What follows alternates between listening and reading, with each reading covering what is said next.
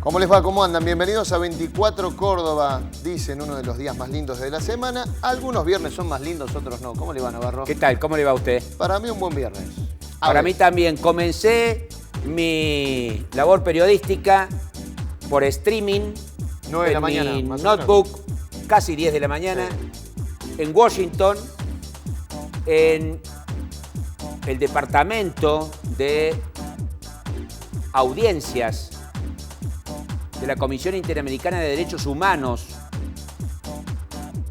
Expusieron por la derogación de la ley de medios en la Argentina y porque eso puede conculcar derechos inalienables de los ciudadanos, debieron exponer los peticionantes en contra de lo dispuesto por el gobierno de Mauricio Macri y funcionarios, altos funcionarios del gobierno nacional. Vamos a hacer un programa especial sobre lo que se trató en esa audiencia. Y en esa audiencia estuvieron 18 peticionantes para defender, para explicar por qué era importante lo que se había tratado en el Parlamento y por qué conculcaba ciertos derechos en materia de libertad de expresión en la Argentina con la aprobación del decreto 267. Vamos a empezar a ver, Jorge, con la primera cara del día. Esta vez no es una cara, tiene que ver con esa imagen que teníamos esta mañana de la audiencia número 157 de la Comisión Interamericana de Derechos Humanos y algunas de las frases que fueron dejando tanto parte de las organizaciones peticionantes como de los representantes del Estado Nacional. Esa era la portada del streaming que producía desde Washington al mundo las audiencias públicas convocadas no solamente por la Ley de Servicios de Comunicación Audiovisual de la Argentina, sino por infinidad de otros temas que hacen a los derechos humanos en el mundo. En la oportunidad, esta mañana, el representante del gobierno de Macri, secretario de Derechos Humanos y Pluralidad Cultural, Claudio Abruz, dijo, el año pasado fue crítico para el periodismo en la Argentina. Periodistas hostigados y encarcelados. Que yo sepa, nunca en la Argentina hubo un periodista encarcelado en los últimos años y menos el año pasado. Yo tampoco conozco ningún caso, Jorge. Dijo, Horacio, en 3 meses se normalizó la relación con el periodista. Horacio Berbisky, titular del Centro de Estudios Legales y Sociales, CELS, que fue el promotor de el pedido de audiencia, volvemos a poner, señor director, en pantalla lo dicho por Horacio Berbisky. Horacio, nuestro colega, señaló: las medidas del gobierno ya tuvieron efectos regresivos en el derecho a la comunicación. Lamento, dijo en otro pasaje Berbisky, que el Estado argentino no haya respondido nada sobre el decreto de necesidad y urgencia 267. Otro de los rostros del día que hacen a las noticias que nos tienen a todos azorados en los últimos días y también en el de hoy. Declaraciones del fiscal Federico Delgado, fiscal federal, que ha pedido que se investigue al presidente de la República por el tema de los ¿cómo es? Panama Papers. Panama Papers. Pero la verdad que dejó una frase. ¿Qué dijo? Mi objetivo es verificar si el mandatario ocultó ese dato a propósito o si se le escapó la tortuga, si fue un error de un empleado con respecto a la registración y la declaración por parte de Mauricio Macri de la sociedad Flending Train Corporation. Ya el juez Casanelo, a donde cayó la causa del pedido de investigación del presidente, comenzó a tramitar documentación para incorporar al proceso judicial. La próxima cara tiene que ver con lo que para todos fue un escándalo de proporciones cuando vimos un tape donde 4, 5, 6 personas contaban montones de dólares y euros. Y esta frase no deja de ser menos escandalosa, Jorge. ¿Quién es Fabián Rossi? ¿Quién es Fabián Rossi? Es el presunto, vamos a decir presunto, armador de las sociedades offshore en Panamá, por donde dicen, sacaba el dinero Lázaro Báez. Bien. ¿Sí? Fabián Rossi, cuando presentó el escrito, porque no declaró, el único que ha declarado es Leonardo Fariña, por quien Casanelo decretó el secreto de sumario. Pero Fabián Rossi dijo... Fariña se acogió a la ley del arrepentido. A la ley del arrepentido. Ayudé a contar dinero a los empleados de tesorería y a veces era quien iba hasta un supermercado francés que hay por allí cerca y servía café a los clientes. Muy bien, Fabián. Le fue bien a Rossi sirviendo Seguimos café. con los temas de investigación, los temas mediáticos, políticos, que tienen que ver con todo lo que se ha destapado en las últimas horas. Próximo rostro es de un cordobés, Juan Pablo Quinteros, del partido del actual embajador en Ecuador. Que junto con Aurelio García Elorrio, estos dos legisladores han hecho un pedido porque dicen... Juan Pablo Quinteros. Queremos conocer cuáles eran las empresas que le pagaban a De la Sota. Estamos convencidos, dice Quinteros, que están vinculadas al caso del Lava Jato brasilero, que es por el que se están investigando causas de corrupción, como así también pidieron estos dos legisladores saber quién pagaba, dicen, las campañas costosísimas en materia publicitaria cuando el exgobernador De la Sota tuvo, por ejemplo, incursiones para tratar de alcanzar la presidencia. Lo insto a que tenga memoria.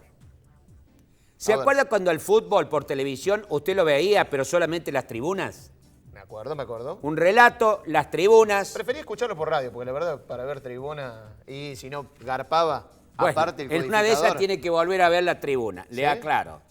Y otra cuestión que necesito que memorice es si alguno de los candidatos presidenciales el año pasado en campaña dijo que el fútbol para todos iba a terminar, que iba a terminar la gratuidad de poder ver los partidos por televisión, o si por el contrario todos aseguraron que el fútbol para todos iba a seguir. Más allá de los acuerdos que se hicieron atrás, del financiamiento y demás, No le estoy tengo preguntando memoria, Navarro, y le digo que ninguno me lo dijo. ¿Ninguno? No se lo dijo ninguno, seguro. No. Y podemos ponernos a repasar. A ver. Miren lo que dice el actual presidente de la Asociación del Fútbol Argentino, Luis Segura. Nos enteramos que Fútbol para Todos está preparando una licitación y queremos participar. Esta declaración del titular de AFA desmiente a los voceros del gobierno que dicen nosotros no tenemos nada que ver, es un problema de AFA. No. Marín, el ex titular de Racing Club de Avellaneda, que el presidente Macri lo puso a manejar el fútbol para todos, sí. anticipó que el gobierno no quiere poner más dinero para el fútbol para todos. Entonces, frente a eso, la AFA no quiere esperar un par de años hasta que se termine el contrato con el gobierno por fútbol para todos, lo quiere rescindir, quieren llamar a una licitación, porque en el medio está un señor grandote. Grandote. Si Clarín es grande en Córdoba, Santiago del Estero, Salta, Santa Cruz, en la Argentina. En la Argentina en general. Si y es afuera grande, también, ¿eh? Si es grande, el que viene se lo puede comer de un bocadillo. Ted Turner, ¿le suena? Ted Turner, dueño, entre otros, de la CNN, que viene por Telefe y viene por Fútbol para Todos. Con lo cual, si Turner se hace cargo de Fútbol para Todos o logra resistir Clarín con la alianza de algún otro la embestida, lo cierto es que o por CNN, o por TN, o por donde usted quiera, el fútbol en muy poco tiempo va a dejar de ser visto gratuitamente en la Argentina.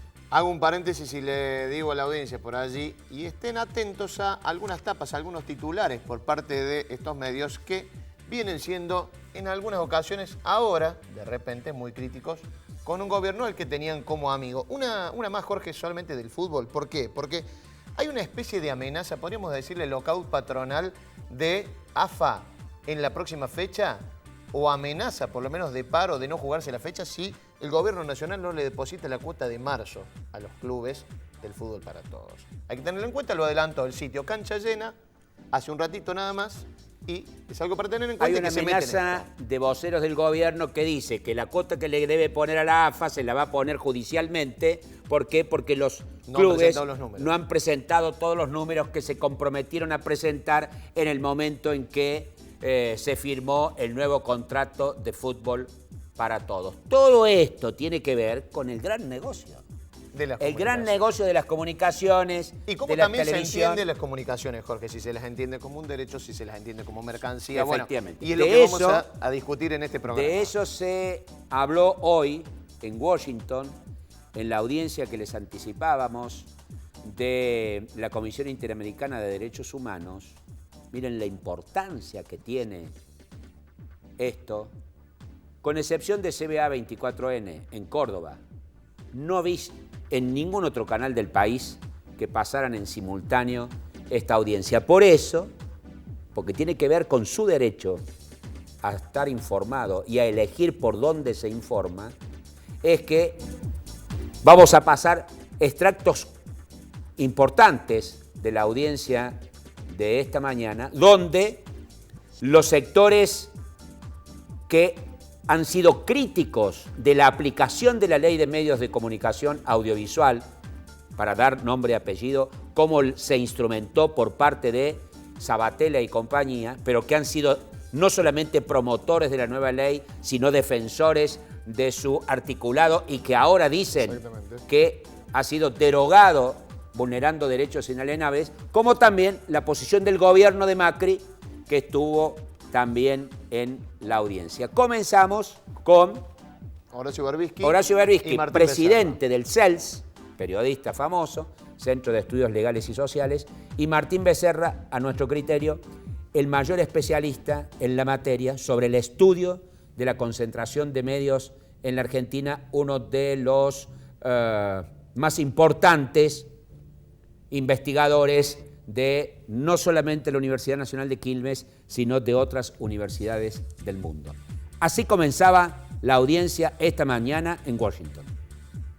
El interés que esta audiencia tiene en la Argentina es tal que esta transmisión de streaming está siendo tomada en nuestro país en centenares de lugares, en cooperativas, en centros comunitarios, humanos, en sindicatos, en el Congreso de la Nación, porque como esta ha sido una ley de amplia elaboración participativa y que además garantizaba en su aplicación la participación de los distintos sectores de la sociedad civil, el impacto de su anulación por decreto del Poder Ejecutivo ha sido muy alto y las expectativas en esta audiencia son también muy elevadas.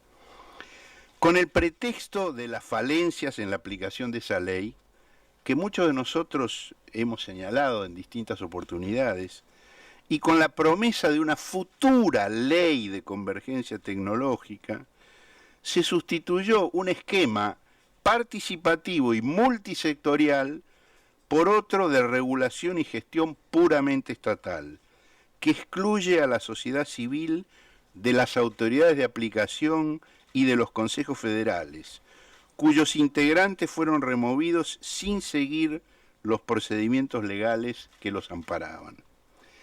Esta es así una política de hechos consumados, que habilita una mayor concentración en vez de limitarla, como viene reclamando desde hace años esta ilustre comisión y sus sucesivos relatores de libertad de expresión.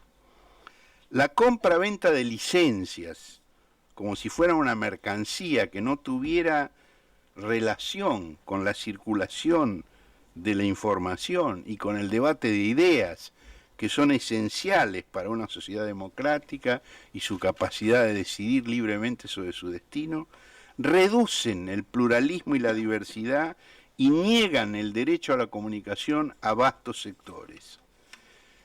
Estas decisiones del gobierno nacional benefician a las grandes empresas en detrimento de las pequeñas y de aquellas que no tienen fines de lucro, y deja como excluyentes protagonistas a las mayores empresas y al Poder Ejecutivo, de lo cual escucharemos aquí elocuentes ejemplos. El Poder Ejecutivo ha sostenido que todos podrán competir en el mercado, pasando por alto las diferencias de escala que sin regulación estatal derivan en la ley del más fuerte.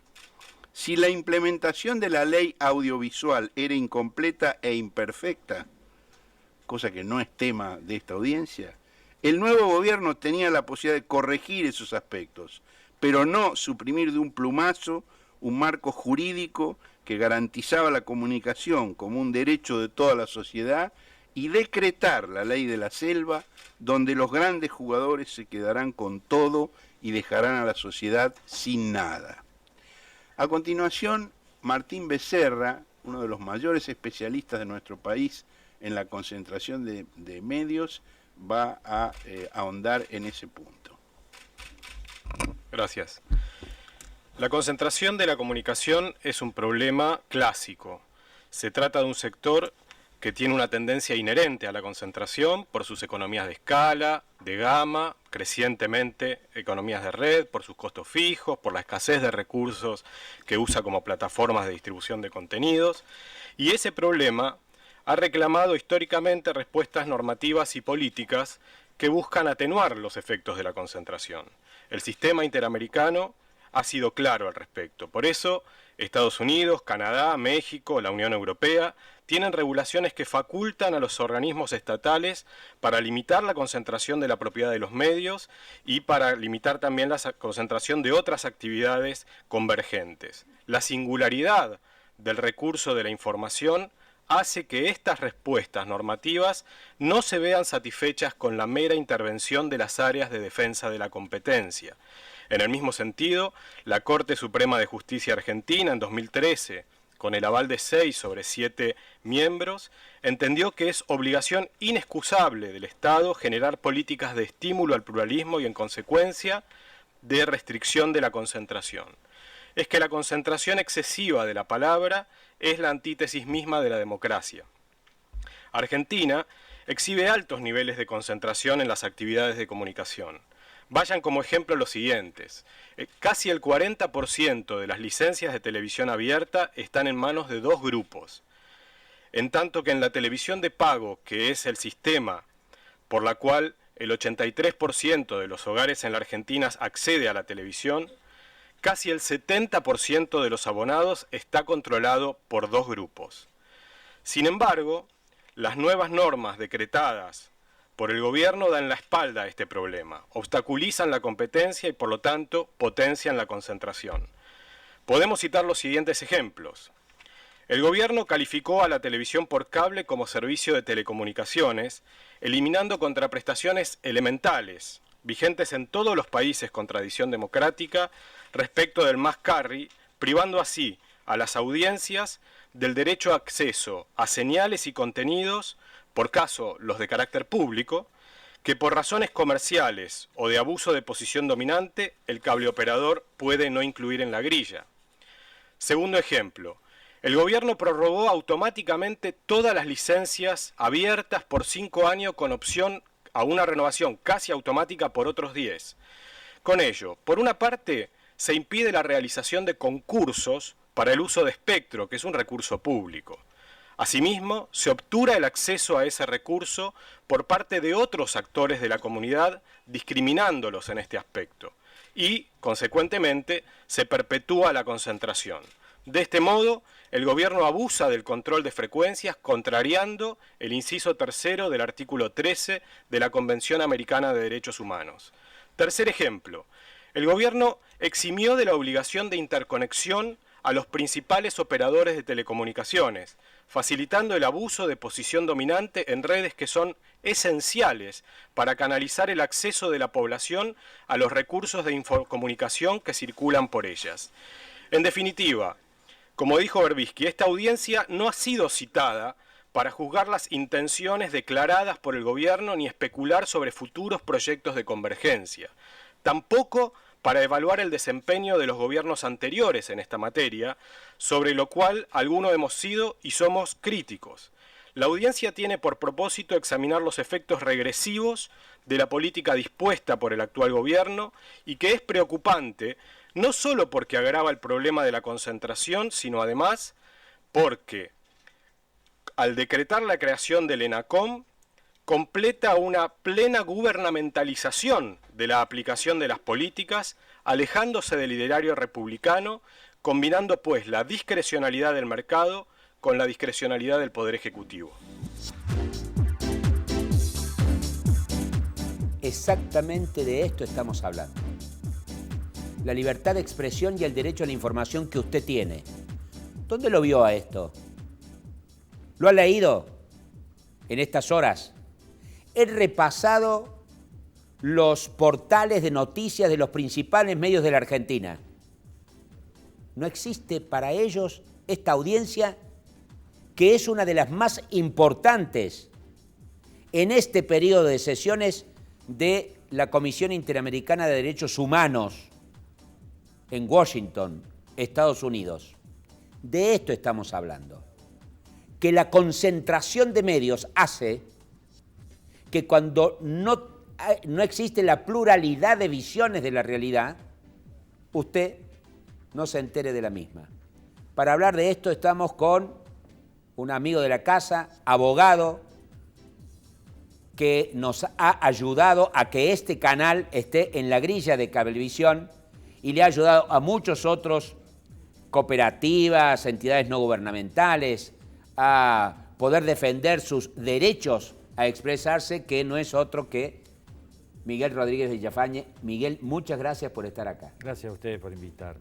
Muchas gracias por venir, Miguel. Bueno, el doctor Rodríguez Villafañe, a ver, lo veíamos recién, ¿no?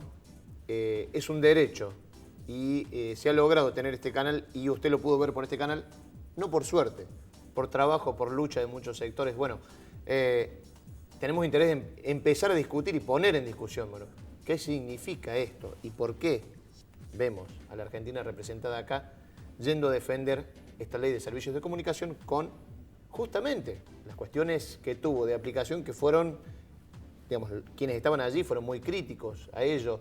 Bueno, de todo eso vamos a hablar, pero le pedimos una primera opinión antes de irnos a la primera pausa, porque vamos a seguir analizando esto. Sí, lo primero que hay que ver es que acá se cambian paradigmas. No quiero ser complejo en esto. La ley de servicio de comunicación audiovisual tuvo como eje los derechos humanos. Y la libertad de expresión es un derecho humano de protección preeminente. Y es esencial porque es el derecho desde el cual se puede proteger muchos derechos y desde el cual a su vez se puede tener presencia como persona, como grupo, como pueblo. De allí es que esto es fundamental porque desde el derecho que tenemos todos como derecho humano, la libertad de expresión tiene que democratizarse. Todos tenemos derecho. Mientras que acá el paradigma que se está usando es el mercado. En el mercado tiene derecho el que tiene plata, el que tiene poder, el poderoso. Y el débil se tiene que subordinar a lo que le dicta el mercado. Y el mercado termina diciéndole qué pensar, qué hacer, qué decir, cómo actuar. Mientras que si es el derecho humano, tengo que darle elementos para que cada uno piense, para que cada uno actúe, para que cada uno se mueva y genere su propio pensamiento. Y esta es la gran discusión de fondo, más allá de algunos aspectos que se traducen en la ley, porque si nosotros no tenemos hombres y mujeres que tengan opciones de información, que no haya una concentración de un discurso único y un bloqueo mediático, como bien se refería Jorge recién, en cuanto que determinadas noticias se invisibilizan para la sociedad, es muy difícil gestar una sociedad plural, dignificante, democrática, al servicio de todos. Y esto no es un dato menor. A veces a la sociedad le ha hecho parecer que la discusión de la ley de servicio de comunicación es casi un hobby de algunos interesados de tener como un radioaficionado en una tarea muy singular o que no tiene otra trascendencia. Y estamos viendo la importancia de tener información. Nosotros ya hemos sufrido en el país, estamos viendo las consecuencias, nos estamos informando cómo ha llegado deuda externa legítima en este momento. En el año 90 los grandes medios de difusión no dijeron nada. Ahora el megacanje están siendo juzgados penalmente, pero ningún medio dijo absolutamente nada. Cuando uno empieza a ver a su vez que los mismos que nos llevaron al problema que estamos sufriendo de los holdouts o de los fondos buitre, también participaban de los medios de difusión. El banco Goldman Sachs era dueño del 18% del capital accionario del grupo Clarín. Y todos esos sectores ahora vuelven a aparecer, el banco JP Morgan. En este momento estamos viendo esta tarde que la Shell está determinando la política energética del país y hace que en este momento a toda la Argentina se le aumente exponencialmente el valor del gas. Y todavía esta tarde comunicaba un vocero que bien lo dio a conocer los SRT, que el actual director de la política energética no le gusta que se use gas para los automóviles. O sea que en el fondo, como diciendo, mire, lo va a encarecer porque en realidad no le interesa que el gas vaya a parar al transporte. Esto está pasando ahora. ¿Y quién lo dice? Ahora, lo sufrimos. Imagínense lo que va a ser a nivel del bolsillo de la ciudadanía, el mayor costo que va a tener ahora los transportes que en última instancia tenían la ventaja de tener un gas barato. Vamos a seguir con el tema de la información que hace a la vida cotidiana de todas las personas. Tras la pausa, hemos reseñado la exposición de Damián Loretti, que es uno de los especialistas más importantes de la Argentina y redactor de la Ley de Medios, y también del secretario de Derechos Humanos de nuestro país y Pluralismo Cultural, representando al gobierno en la refutación en la audiencia. Ya volvemos.